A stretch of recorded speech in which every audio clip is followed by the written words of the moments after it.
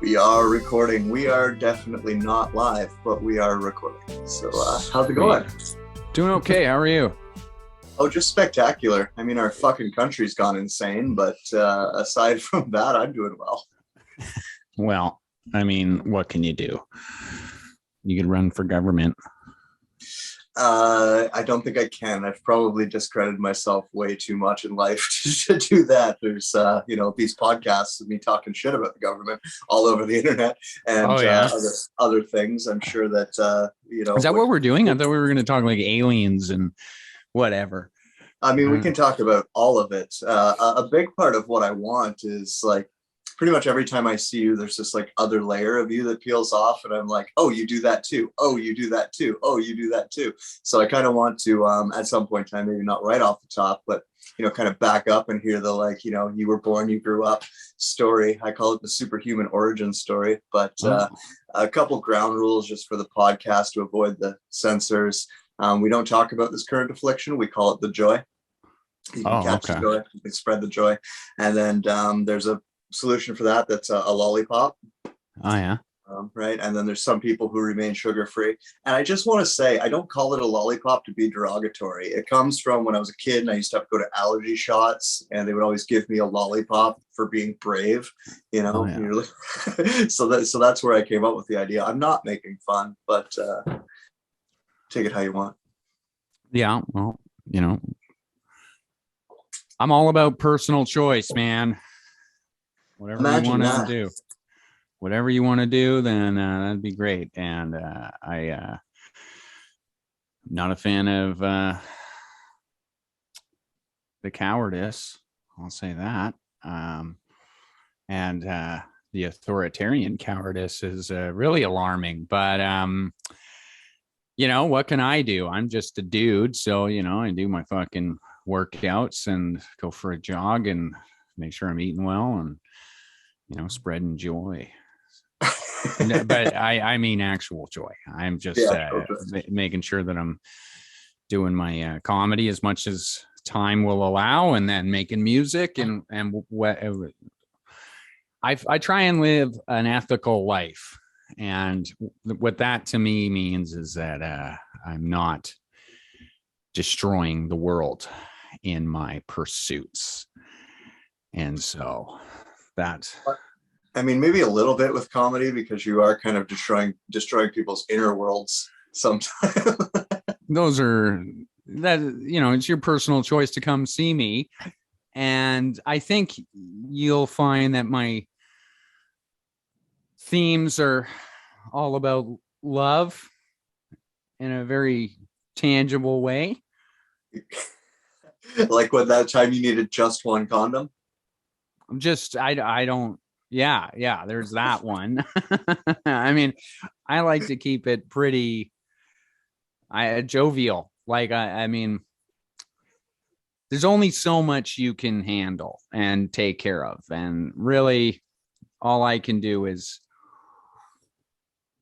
have a laugh. I mean, it's all pretty hilarious.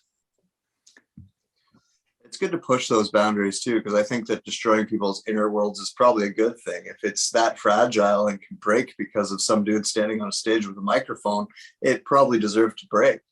You might be romanticizing the endeavor. You seem to be a romantic man. It's at the end of the day, I talk about my cock, and then I joke about it. There's not much substance there, and I'm not, I mean, it's debatable. You could say that all jokes and art are political, but I try and stay out of it. It's really not my business. And, I mean, I'm not a very political man. There's certain things I just think are egregious overreaches of cowardice, but I mean, what can I do? It's not really let's do it. Let's do the Dan was born, Dan grew up. Most artistic people have some type of I mean, you pretty Or well covered it right there. I was born, I grew up, and I mean, I don't think anyone gets out of this place unscathed. I mean, if they do, God bless them. Um, but yeah, no, I was definitely born. I don't recall the moment personally. I imagine it happened. I've been told it happened, and by witnesses who were there. And then I was, cared for the best of the ability of my caregivers. And then I, developed all of these kooky mannerisms. And then some of them involved me having some mild Tourette's, I imagine. I don't know. I've never been diagnosed, but, I just can't take anything too seriously. At the end of the day, it's just a bunch of idiots fucking around. And true. So what came first for you? Was it music or comedy? music was forced upon me. And Fourth. yeah, I was like 5, and then they were like, "You're gonna learn how to play piano," and I was like, "I don't, okay." And then I did that, and I hated it. And then there was always these voices in my head that would be singing me sick melodies and rhythms and stuff, and they would go in tandem with the footsteps, the pitter patter of naive youth. And then I would put the melody over top of it, and then I spent years learning how to take that imagination and turn it into a physical thing that could be shared. And then, so I mean, I guess what came first, music or comedy? It's hard to say because comedy was always there. It was a defense mechanism against the trauma of what we were talking about before, about the birth and then whatever happened. And then so the comedy was like, oh, Jesus, there's all this. I guess I was always hilarious and I didn't like it, to be honest. It was a burden. And because a lot of the times I would just ask questions that I thought were pretty innocent. And then everybody around me would be laughing their asses off. And I was like, and I would never get an answer to my question. I'll give you an example. We had a teacher in grade 1, a substitute teacher, and she had this mustache. And I had never seen a woman with such a predominant mustache. And so being whatever it was, 5 or 6, grade 1, whatever that age is, I thought it prudent to understand how a woman could have a mustache. And this was before all the, gender bending and stuff. So I raised my hand. I followed the rules, Shane. I did it all by the book. I put my hand up and she said, yes, Daniel. That's what they would call me back then. I go by Dan now. And then she says, yes, Daniel. And I said, I'm just why do you have a mustache as a lady? And then the whole class erupts in laughter, right? Because I imagine they were all thinking it like, and maybe they just didn't have the courage to ask this woman why she would walk around like that, all machismo-y. And I realize this in hindsight. This could be a bit of a rude inquiry. Well, she starts crying and then kicks me out of the class. And this was just fucking hilarious to everybody. And I'm outside of the class, 6 years old, wondering what I was at school to learn. And I had a question. And then I asked the question with the intent to learn why a woman would. I still don't know why this woman would walk around like that.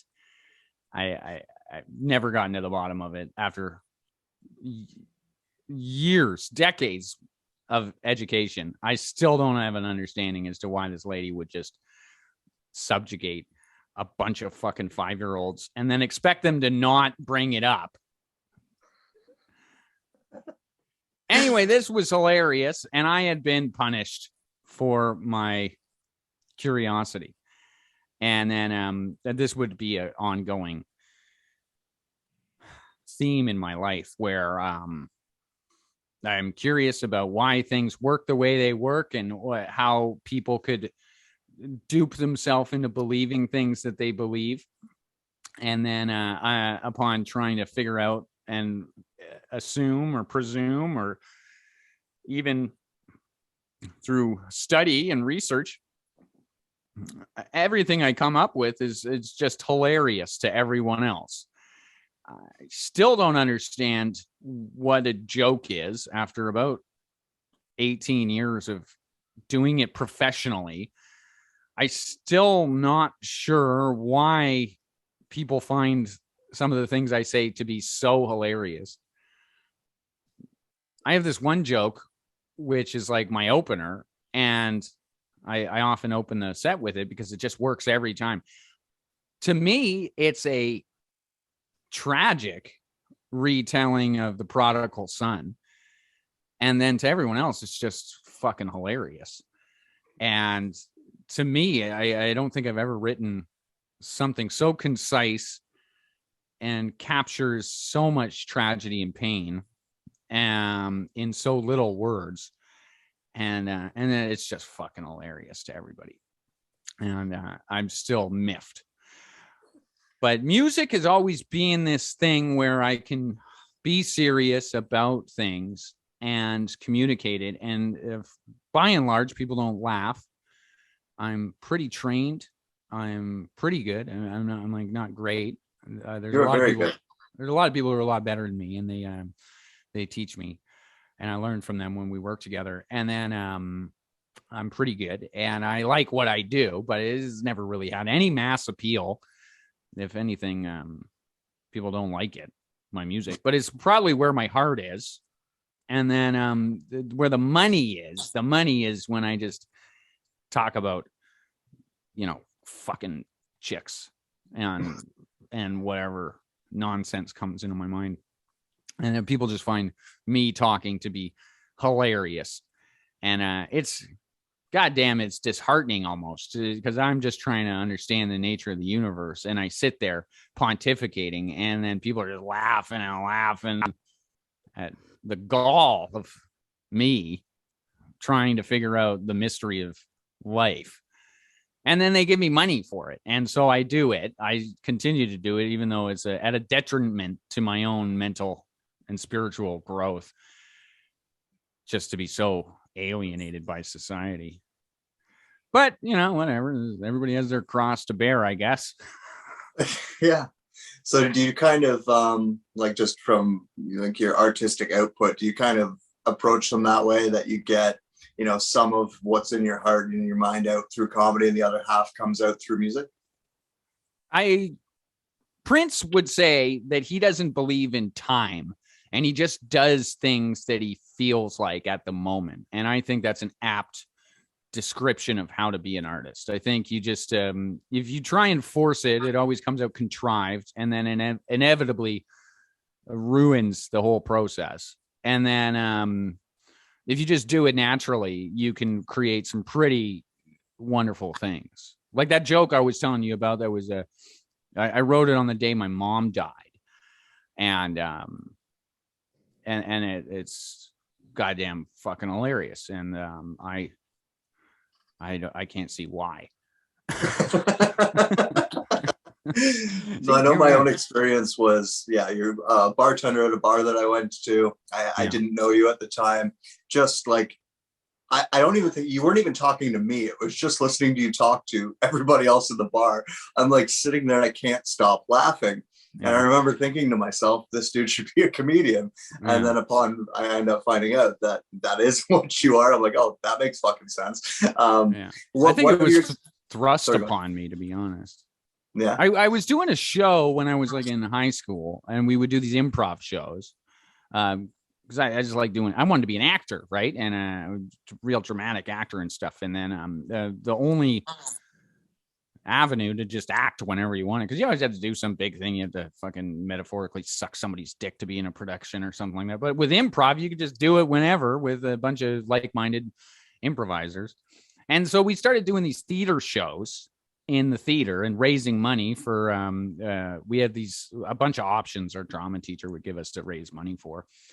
And I chose the ones that the charity that went to prostitutes, right? Because I thought, well, goddamn, I love chicks who like to fuck, right? So I would raise money for some prostitute organization.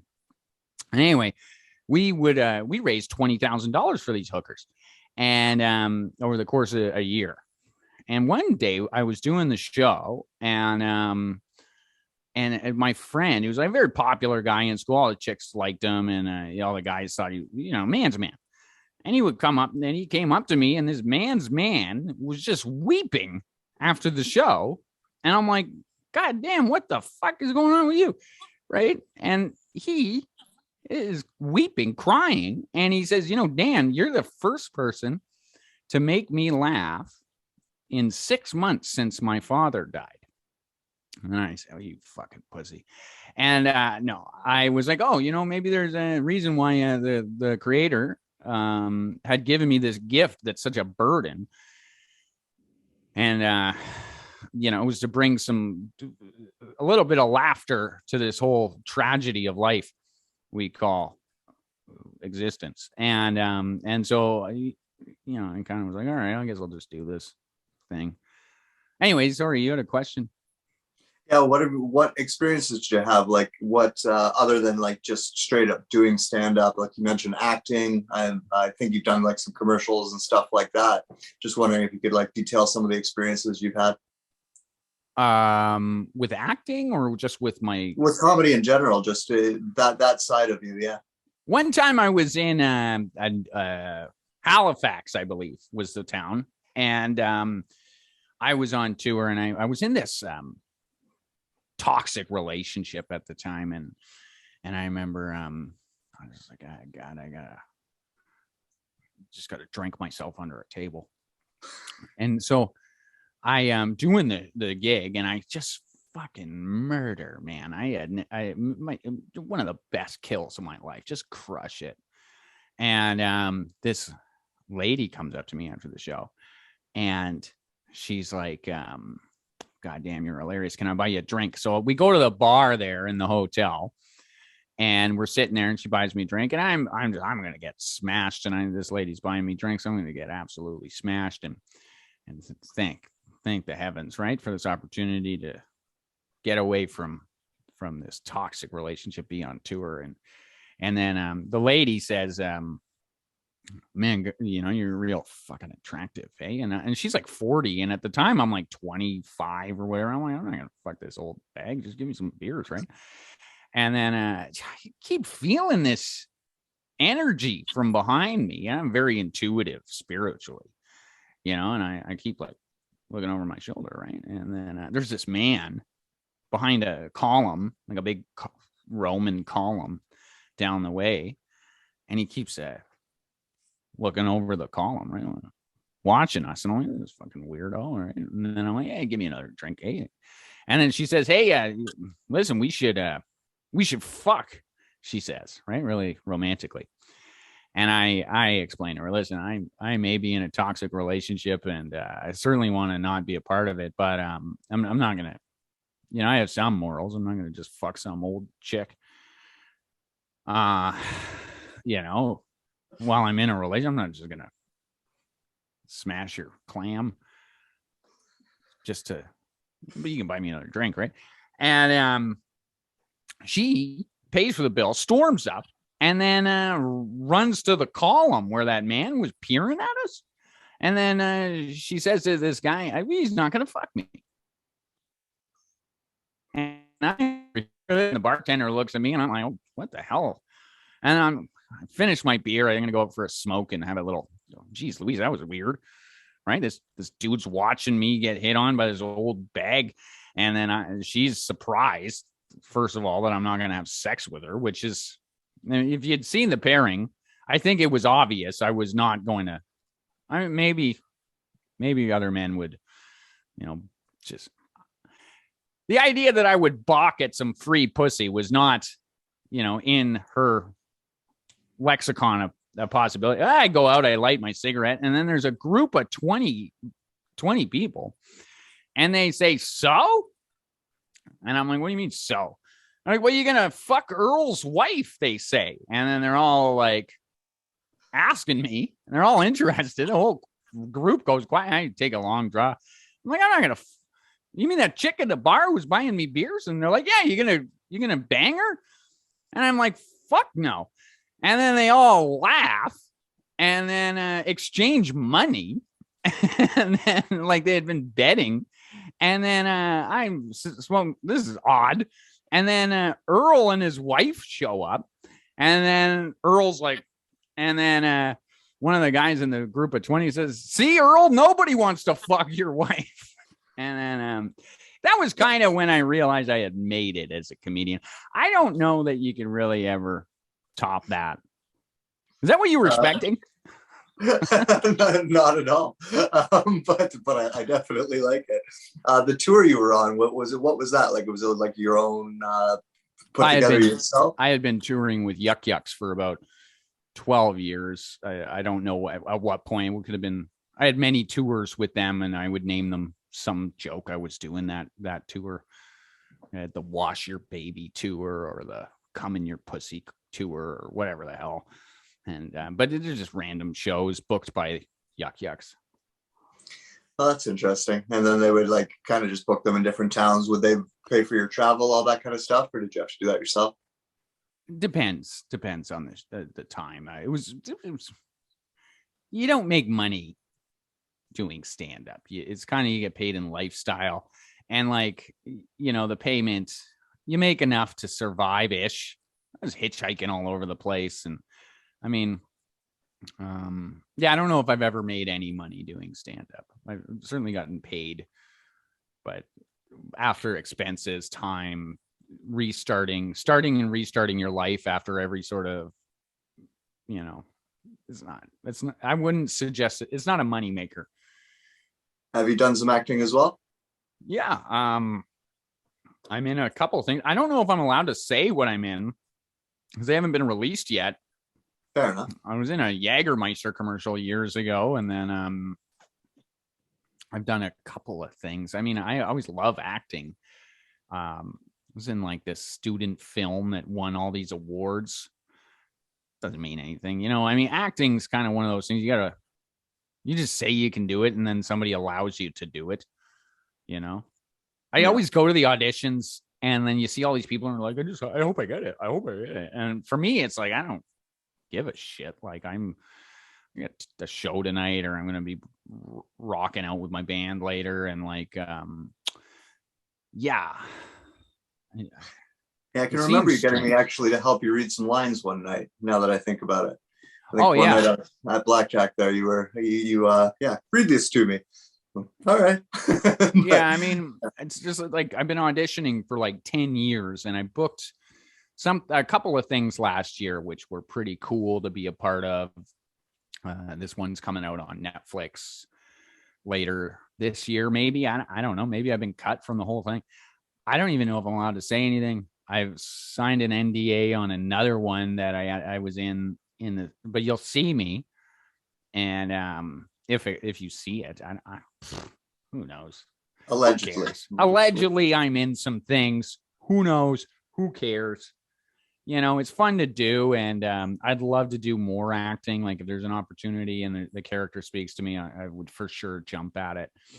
And luckily enough, everything I've sort of done, I'm like, okay, well, I see the point of telling this story. And at the end of the day, my whole thing is just like, I think artistry is like the science of the human condition. And what we're doing is finding a tangible way to communicate what it is to be human and what it is to be here, and to help people see that. And that's what I do through music. That's what I do through comedy. And that's what I do when I get the opportunity to act. I don't know. I write stuff too. I'm writing a novel, and I don't know. That's kind of what I feel that the whole thing is just quantifying emotions and experience, and creating a physical copy of something that's not physical. That's Yeah. just imagined. And then they as say a yeah, sorry, go ahead. as a day job, or I guess a night job, you bartend as well, which is obviously a kind of an extension of that, right? Like one of my earlier podcasts, we talked about, like, I do therapy, I've done bartending, I've worked in convenience stores. There's like crossovers between all of these jobs because, as a bartender, you see this, people kind of come into you and they're, telling you their story, they're dumping their shit on you, they're kind of looking for advice and whatnot. So you deal with a lot of God damn, you're romantic, eh? You're a romantic man. You just think, yeah, no, that's not bartending. No, I at least not the way I do it. I kind of do the reverse. Like, you come into my bar, I'm going to dump my life on you. I very rarely have I seen, actually, the only time I've ever, never mind, I probably shouldn't bring it up. The only time I've ever had that experience was you introduced me to it was the New Year's. Yeah. We can't do that. They watch. Yeah. Okay. That's why I said I probably maybe want to make a timestamp here and cut that out. But well, I mean, yeah, there was that. I actually think one of the last times I was there, I think the last thing I remember you saying to me is, "Could you please stop hitting on the wait staff?" well, no, you're allowed to hit on the wait staff. I say a lot of things. Again, that goes back to the Tourette's. I don't know what's coming out of my mouth ever. She was cute. It wasn't my fault. But while you were touring, did you just do Canada, or did you get down in the States as well? I've done some stuff in the States. I did some shows in Hawaii, along the northern half when I was driving through this one time. LA, I did the San Francisco comedy competition. I'd love to get down there, but it's not very easy. It costs a lot of money to get the visa, and then you really have no guarantee. And like, I'm a dad. I don't even know. I think my career's over, to be honest. I don't know how the hell I'm gonna make money and Yeah, especially nowadays with everything kind of closed. I mean, things are kind of starting to open up. We'll see how that goes. But yeah, I'd imagine like the last couple of years have been extra hard. Yeah, I mean, we did like a protest park show last summer, the first summer. I don't remember which summer.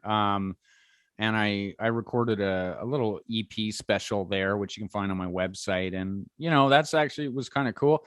It sucks because, like, right before the lockdown, I don't think I've ever been funnier. I was firing on all cylinders, just crushing. And I was like, well, I got to make a special here. And then we had the lockdown. It took all this time, developed all this rust. And then the only time I could perform was at these park protest shows. And then I put this special out, which was like, it's okay. It's pretty funny. It's just not the ideal scenario. I mean, I guess it's ideal in that it's a moment in time that's like probably going to go down in history. And I don't know anybody else in Canada who made a park special during the lockdown. But yeah, it's just it's not ideal because it's like, man, I wish I was funnier. Like, you have to be doing it.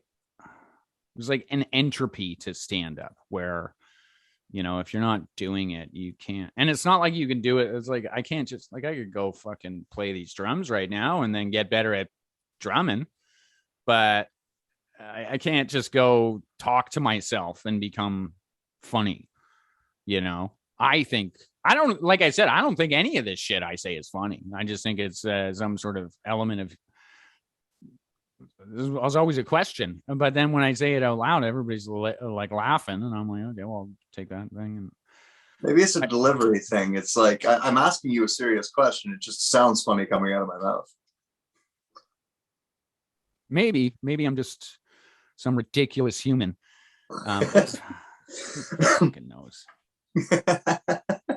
In general, though, like, do you have maybe like a performance or scenario that kind of stands out that you prefer? Like, is it the smaller club? Is it maybe a bigger club? Is it like a festival type thing? Because I imagine you've probably done those too. My experiences with festivals have been pretty rough. I don't know. I mean, I have You either love what you're seeing or you hate what you're seeing, and there's no middle ground with what I do. And I like it when they like it. It could be two people in the audience, and if they're enjoying it, we're having the best time ever. And I've also had rooms full of 400 people just being like, what the fuck is this guy doing up there? And that's just been devastating. I like it when they like it. When they get what I'm doing comedically, yeah, sure. I think it's the best. It doesn't really matter. Doesn't matter. What is Danger Room all about? I see you post about it, but I don't really know what it is. Well, Danger Room is over. It was started when sort of this wokeism was really taking a hold in the zeitgeist, and there was a lot of bad actors canceling or gatekeeping young comedians. And I had the luxury of being sort of older than that generation and a little bit I was in a position where I could put on my own show, and I thought, well, I'll do the exact opposite, because it seems to me that there's a vacuum in the scene. And so what we did was we started a show where we encouraged people to be as toxic and terrible as they possibly could. And we also encouraged the audience to boo and heckle the comedians. And what the idea was to create the most brutal show you could ever perform on as a comedian. And then it would be a safe space to do so. So like, it was the comedians versus the audience instead of, it was, and I, as the host, was just terrible. And it was like, I wanted to just create an environment that was absolutely terrible to perform on. And I did. And it was the worst show in the country for 5 years. And then at a certain point, it had kind of taken a turn and become something I didn't envision it to be. There was a contingency of people who would show up and just be vile, which I guess was sort of the point, but it wasn't really in the spirit of it. It was supposed to be fun, and it became like really wrong. It became evil. And I'm like, well, this has now become the very thing I was railing against, was this, Yeah, it's a fine line, I guess, with comedy to be funny and not too, I guess, offensive. Which and I want to ask you about this. Just obviously, there's a lot of kind of cancel culture around, and comedians would be really like, they seem to almost be being targeted. Like, it's like, this person said this person's making fun of this person's making fun of that. It's almost like you guys forget what comedy was about. This is what comedians do. They make fun of life, right? And just wondering how, as a comedian, that feels to see that happening. How does it feel? Yeah. What do you think about it? I think it's stupid. Like you basically summed it up. Like I feel like, I think that what you just said, I think it's dumb. People are willfully obtuse to the purpose of stand-up. But I also think there's an issue of the medium in which certain comedy is being delivered to people. Like, you shouldn't be watching a show on your phone. You should never see a comedian in that environment. You need to be in a dark room, uncomfortable chair, a little bit cold, and then some guy gets on stage and you have no access to your phone and you're maybe a little tipsy, and then you're in on it together in this scenario, which is going to end, and you're going to get to leave and you'll walk away from it.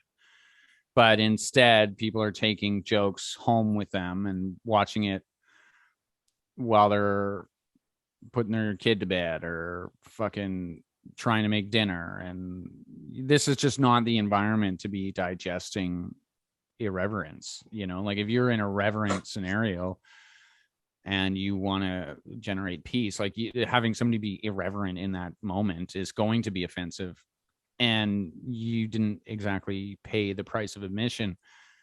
And so when people pay to go see a show, they pay their $5, $10, $20. They are invested in the process, and then the phones go away and they're all sort of in on it. And I very rarely on a ticketed show do people walk away from it being like offended. The offended people are always like somebody who's part of the group, and the group was like, all the tickets were purchased by somebody. It's always somebody who never paid to get in and then didn't want to come.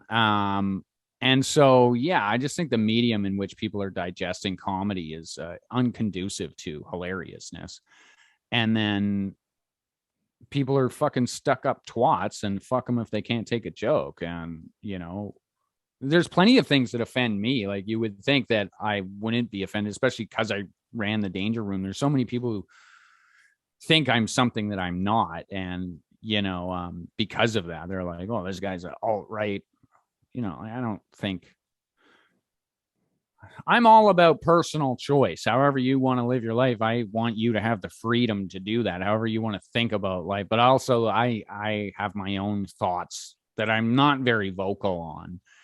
And when I'm on stage, I'm going for the ridiculous. I'm going for an extreme or a willfully stupid view on something serious, or a concise way to wrap up the mysteries of the universe in 5 words, and then add 1 word on the end to juxtapose it or whatever.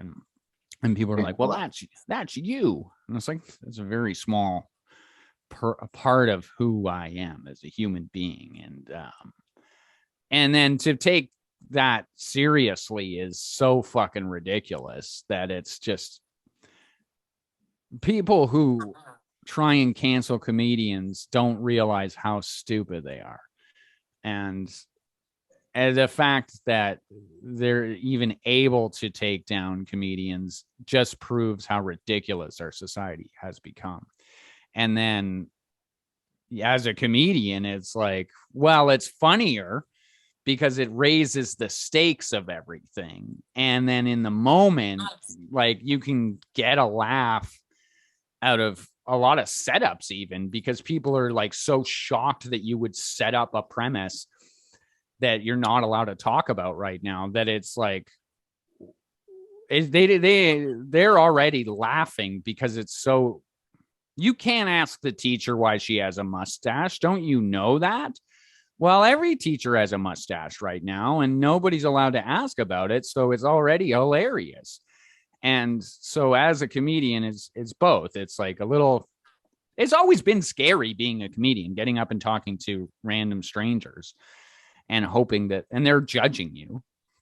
And that's the whole thing, is they're going to judge you for what you say, whether you're good or bad at it. That's already scary. So adding more fear to the whole process is not what, you can't cancel a Canadian comedian. There's nothing here. Nobody's making money. There's no industry. Best case scenario, you got to be a guest on Corner Gas, or, you know, whatever the hell the new CBC propaganda show is, that you're not losing anything. So cancel away. I don't want to go work for a bunch of rapists anyway over at that fucking company. I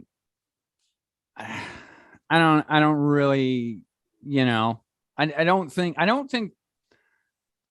know what people are after here.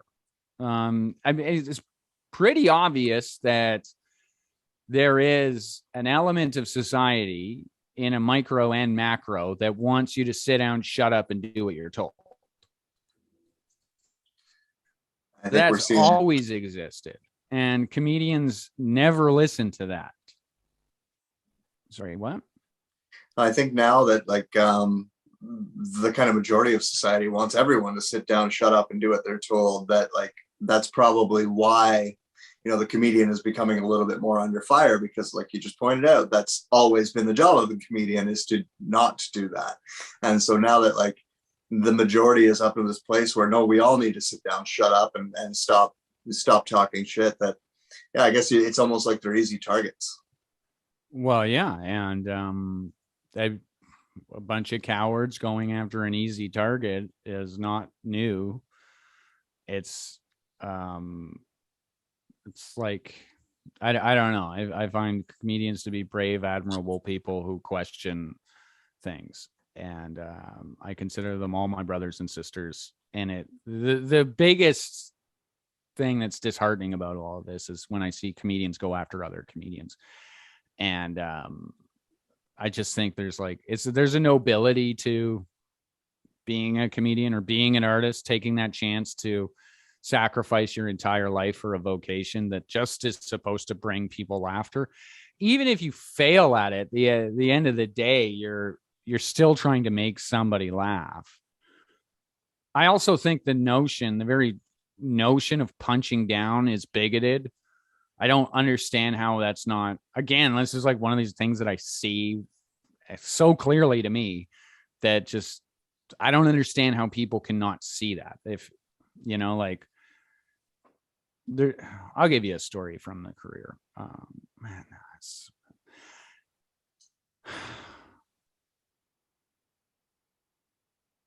nobody makes fun of disabled people. And I know through my own experience that disabled people would probably prefer if people would talk about them, because there's no more invisible subsect of society than disabled people. As a comedian, if you were to make fun of disabled people, everybody would say, well, you can't punch down. Well, I don't think of disabled people as less than. I know plenty of disabled people who are amazing and have achieved wonderful things, bring their community up. And so by not talking about them, I invisibilize them. By not talking about other people, I invisibilize them. I make it so that, and in doing so, I treat them with disrespect. It's like I don't view them as a human being. So why would I can't talk about them? Well, that's bigoted. And there is this push to be like, well, don't talk about anything you're not a part of. Well, fuck you. If I were to say something ignorant, that's your opportunity to enlighten me. And by talking about it, then I'm opening the door to the conversation, to the discourse. And right now, there's so many people closing doors that we're becoming more divided. We're becoming more, and that's what racism is and what bigotry is. And there's a double speak to it and a double think to it that I don't think a lot of people have taken the time to criticize it within themselves. I think that, yeah. I personally like making fun of people, and in the word itself is making fun, which is a positive. It's a net positive for everybody, unless you're a whiny little bitch. And there's a lot of whiny bitches out there right now, and we're letting them run the show, and it's annoying because life is hard, and life feeds on life, and it's the very fucking nature of it is a predation. And so when we want to have the hubris to believe that there is no predators out there and there are no wolves, well, we create a climate of victims, and there are no victims other than the children, because they need us to protect them. And right now we're creating this world of everybody's a victim, out victiming each other. And it's like, well, yeah, okay, I've had a tough life. You've had a tough life. Why don't you stop being a baby and let's get to work and work together? Yeah, it's you mentioned the children thing. It's kind of an unfortunate thing that our ability to protect our own children is almost being taken away from us by our governments these days. A lot of kind of rules and laws and regulations coming in both America and Canada that are kind of putting us in position that is to me kind of scary as a parent to be like, wait a second, like I don't get to make decisions for my children. The state or the government gets to make decisions for my children. And I think it's all part of the same thing you're talking about. Like this wokeism has kind of identified all these problems, but all of their solutions to all of these problems just make all of those problems worse. Like the way that we single things out, where we are actually creating more segregation than than bringing people together. We're creating all these new boxes to put people in to further divide people. It doesn't make sense. It's actually counterproductive. Yeah. Well, I mean, I don't think it's a conspiracy to think that they've been trying to steal the minds of the next generation for years. And I think we have a duty as civilians to create our own sovereignty. And there's always been a battle between the elite and the serfs for that. I choose to sort of stay out of it as a, in terms of my, if I wanted to do something about it, I'd probably become a politician or whatever. But yeah, I don't know if I have I don't think I have the Constitution. I mean, yeah, I don't know. I just whatever, they want to fucking inoculate all the kids. I choose to believe that they're inoculating us so that we can fuck aliens. Okay, so this is what I choose. It's my personal freedom. That's the conspiracy. Is that there is an organism that lives here that we can't even imagine to perceive because they exist on a different sort of plane of existence and in a different sort of way. And we need to have sex with them. And they want to have sex with us. And so that's what I choose to believe. Do I think it's true? Probably not, but I can choose to believe whatever I want to. And nobody could ever take that away. They try and feed me all this nonsense with my little robot here, right? We got oh, who's calling me? Oh, for God's sakes, just give me 1 second here. Is that all right? Hello.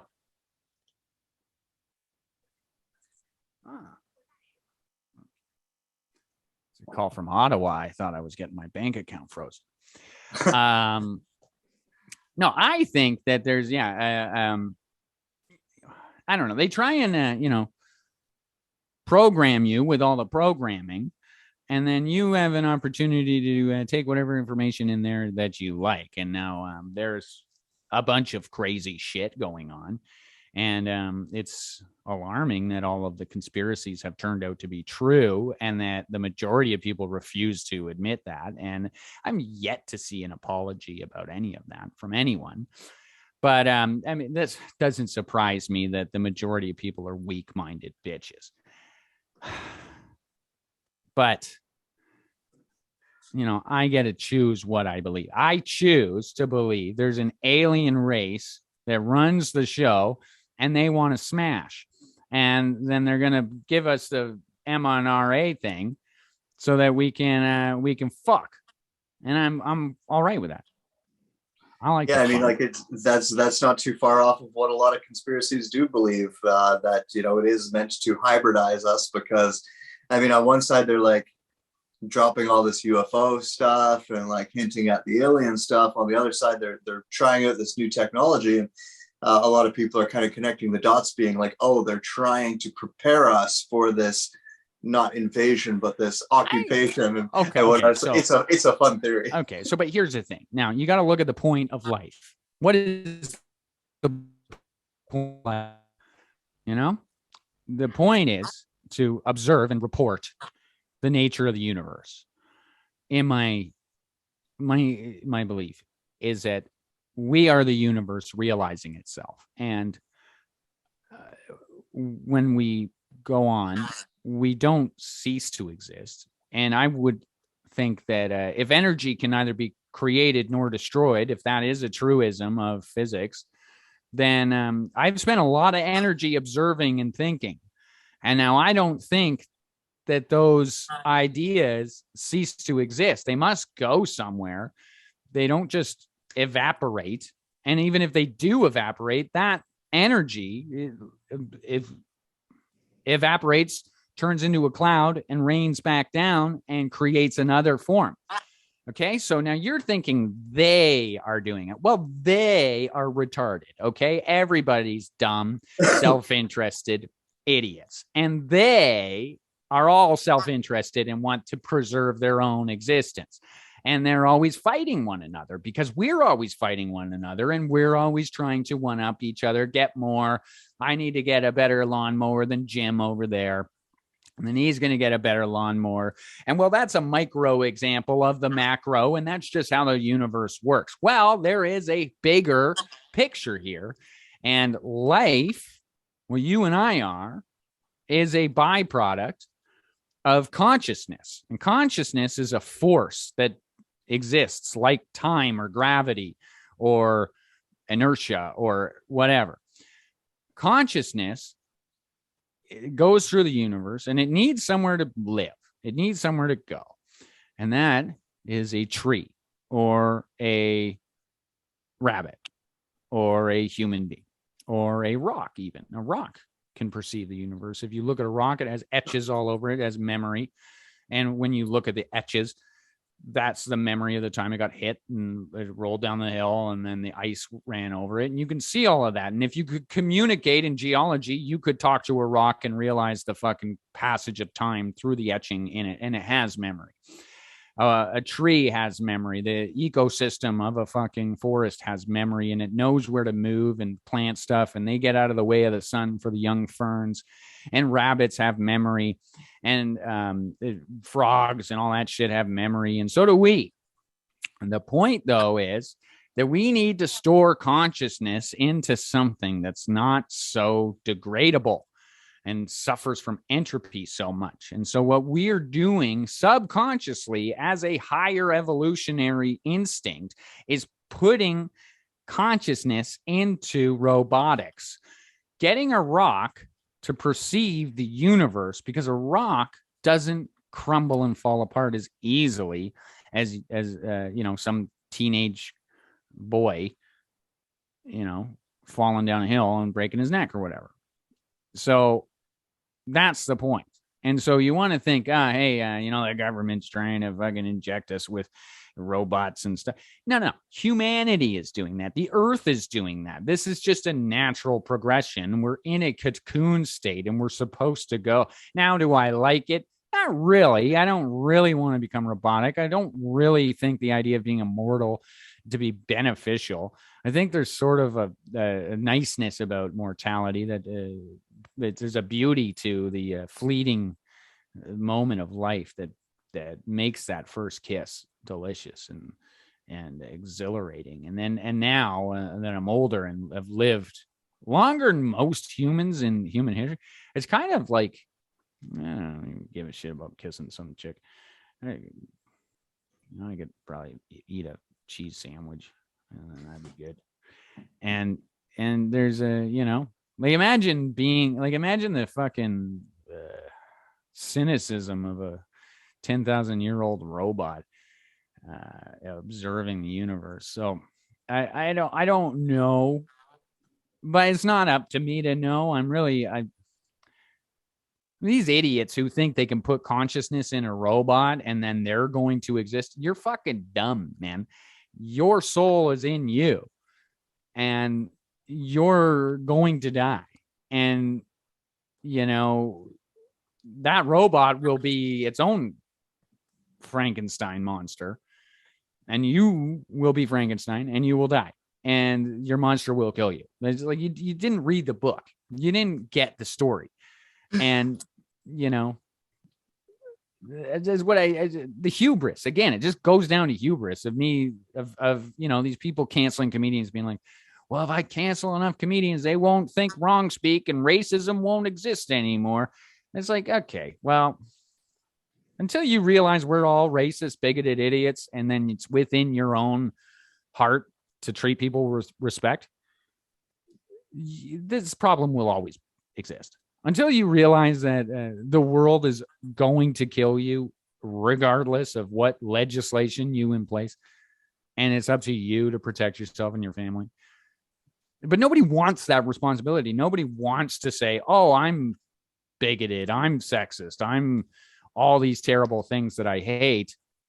Well, you hate them because you see them within yourself, and you see how you treat people, and like, you need to now work on yourself and treat people better so that you're okay, and then you're secure, and then you're not scared of death because you've been living in heaven. And people don't get the whole point here, and it's sad. It is sad. It is sad. But again, I can't do anything about that. I can only do it within me. We can talk about it, but I can't go to somebody else and say, hey, you need to be a better fuck. True. You can inspire, though. You can use your art, you can use comedy, you can use music to express how you feel and ask these questions, which does have a ripple effect. But you're right, you can't, and we don't want to just go in and change people's opinions either, right? Like, we would rather well, you and I don't think. No, exactly. Yeah. Rather, like, if I think that I'm right about something and I think that you're wrong about something, I would rather express to you why I think that I'm right, or give you some more information and let you come to the conclusion that that is correct on your own. That would make me feel a lot better than somehow convincing you that I'm right. Like, that idea doesn't make sense to me. I think trying to convince people of other things is a young man's game. I think there's a certain apathy with age that's like, I envy my father, and I look at him and I'm like, how do you sit there and not yell at everybody? You've clearly gotten it figured out. And he's like, well, I figured it out. And then I'm like, well, what is it? And he's like, well, you just got to calm the fuck down and garden. You just garden. And that's his thing. And oh, goddamn, I wish I had that. But I'm still mad and trying to convince people of things. And I don't care. Right now, I'm like, I can't convince anybody anything. Who cares? I'll just fucking, maybe I should start gardening. I think I need to start gardening, really, just make some food. I like cooking, and I make some jokes. I got a nice little joke about books right now, which is I'm liking the joke. Oh, yeah. And it's the process, right? This is one thing I guess I would say is that a lot of young people think, oh, I'm going to make it. And to them, that means that they're going to be rich and famous and have all the money, and then they'll get the girl, and that'll be great. But they don't realize that it's a lot simpler than they think it is. It's just making it, and then finding out what it is, and then you make it, and then while you're making the thing that you've decided that you're going to make, you are making it. And then it's more of like a reflective thing. Like, you look back and you say, well, that was a really amazing time when I made that album. I made this rock album, and I look back at that and I'm like, man, I'm proud of myself for making that rock and roll album. And I think it's really great. And then when I listen back to it, I'm like, that was fucking great. And then I'm in the process of making another one, and I look back at that comedy special, and I'm like, that was a really fun time in my life when I made that comedy special. Oh, well, I'm working on another one. I'm working on another album. And then eventually people will be like, hey, man, I'm a big Dan Guiry fan. And people will be like, man, Dan, you really made it. And I'm like, no, I made this, I made that, I made this, I made that. And that was fun. And I'm now working on making something else. And we're tinkerers, we're makers. And yeah, like, even from where I'm sitting, I can see 4 albums that I've made that are like sold in stores or on iTunes or all that stuff, to like the average person looking at that, they'd be like, oh, you've made it. And I've heard that too. And I'm like, I'm still sitting in my living room. I'm not touring. Like, I don't have, I still have a day job, but I don't know what your version of made it means, right? I don't think anybody does. I think that, again, is a romanticism of just, just dumb people being stupid. You've mentioned the first joke of your act a couple times. Do you want to tell us? No, just come see me. Just All right, there, that was a good answer. Perfect answer. So your band, Max Max Phoenix. Phoenix. Yeah. Yes. Where did that name come from? It's like a maximum Phoenix. You know, like a phoenix rises from the ashes. Well, I've been in a lot of fucking ashy places, and I'm gonna, when I make music, I think I'll do it to the max. It's a very cathartic performance whenever I play, and it's about coming out of the stank and the dirt and doing it all the way, and don't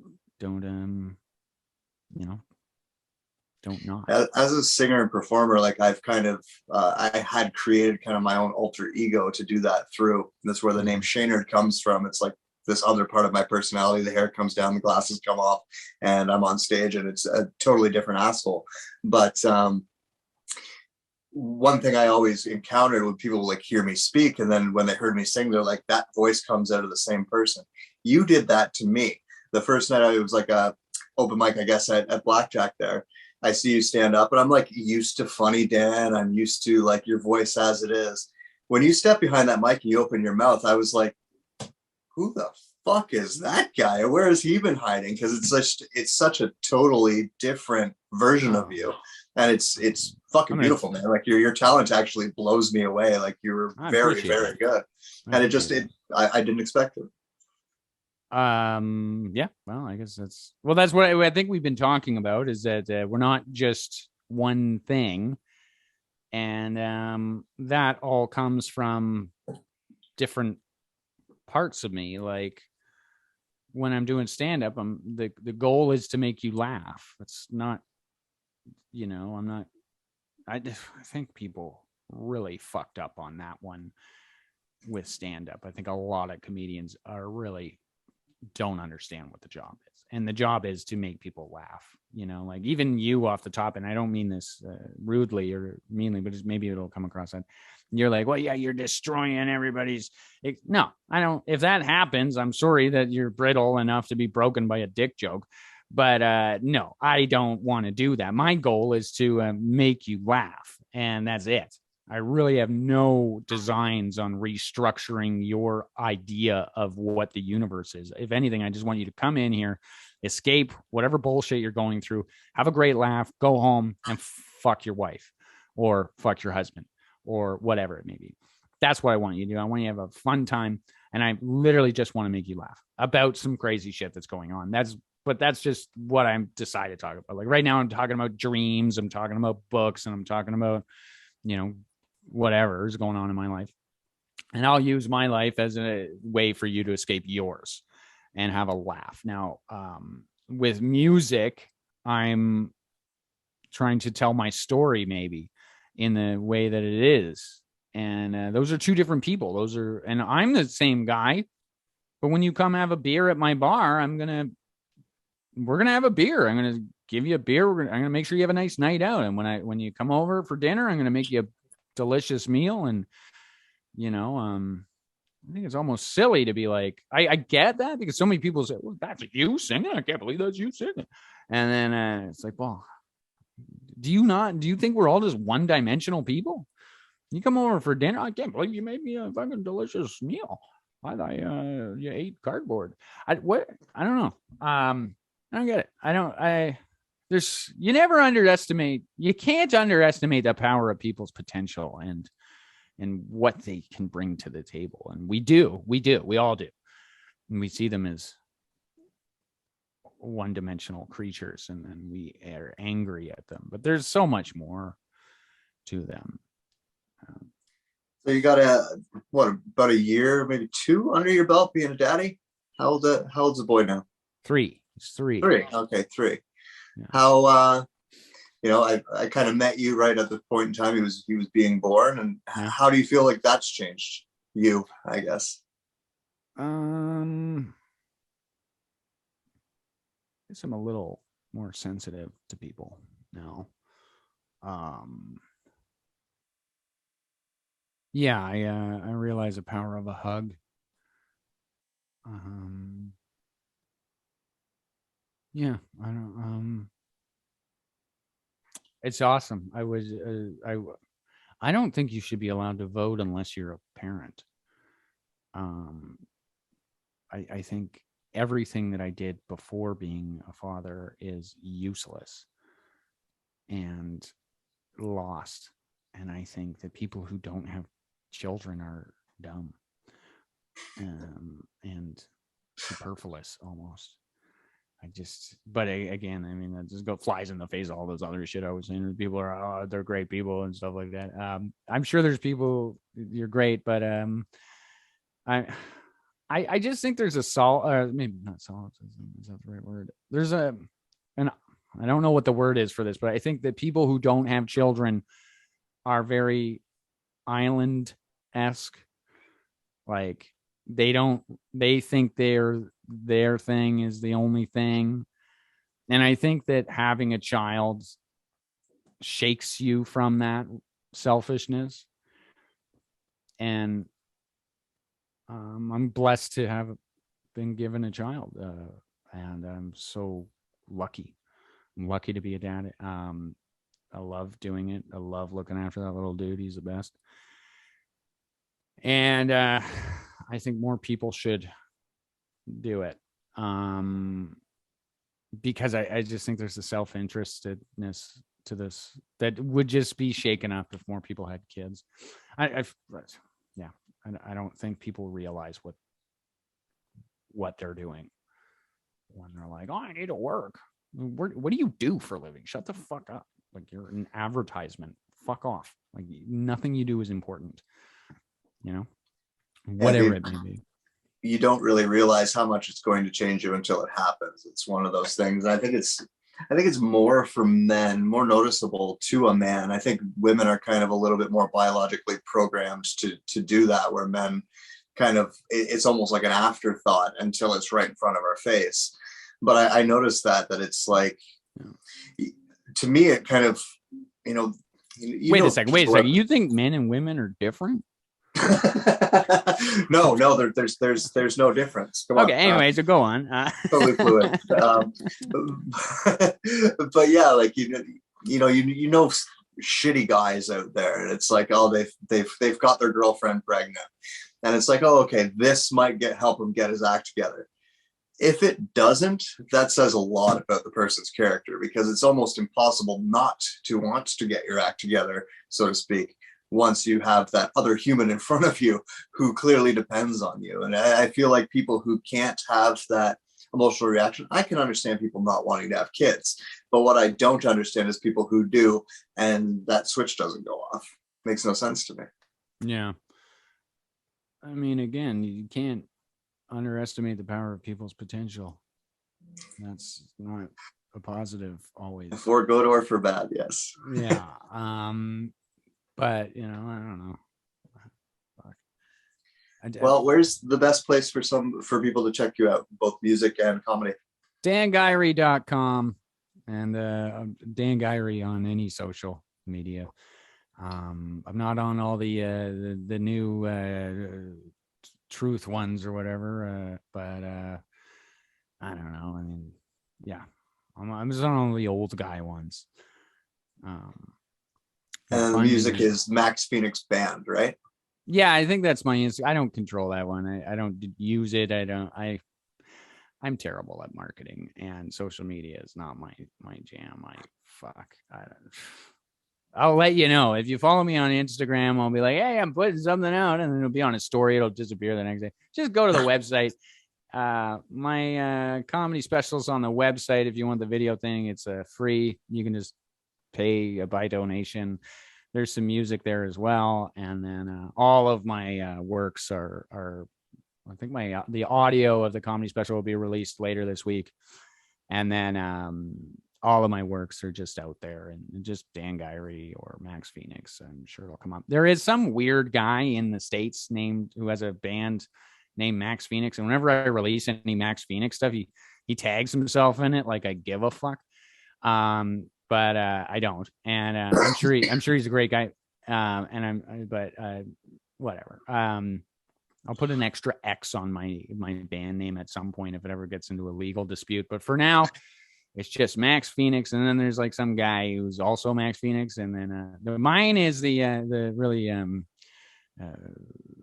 well, I'm sure there's a stark contrast in the quality. And I'm one of the ends. That's a polite way to say it. You should do the same thing we did with Mindsight, because our band, we called ourselves Mindsight, that we found this other band would do kind of the same thing, call us out every time we posted everything. So we just put a "the" in front of it, the Mindsight. That seemed to solve all the problems. We still just call ourselves Mindsight. So you could be the Max Phoenix band, or I'll take the man to court. I'll just go to court. It's like the project is Maximum Phoenix. It's Max Phoenix, and he's some alter ego guy. People always say to me, "It's like, so you're like a alter ego, Max Phoenix?" I'm like, no, I write the music, and then the band is whoever I can hire to do it correctly on the day. And I have a really great lineup right now, and this next album, which is in the works, is called Max Phoenix and the Falcons of Eternity, and we're gonna start rehearsing this one pretty soon. The first album is Max Phoenix Knife City, as in like knife. And yeah, I don't know what to tell you. I mean, you want to come see what I do, just come message me and I'll tell you when the next show is, and come to a show. Well, there you go. Perform.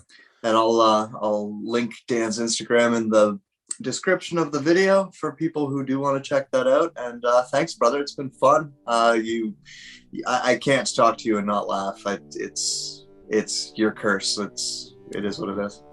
Hey, well, I mean, it could be worse. Exactly. I could have a huge cock that won't fit in vaginas. I heard that rumor, actually. That is kind of true. Anyways, we'll talk about that. All right. Bye, everybody at home.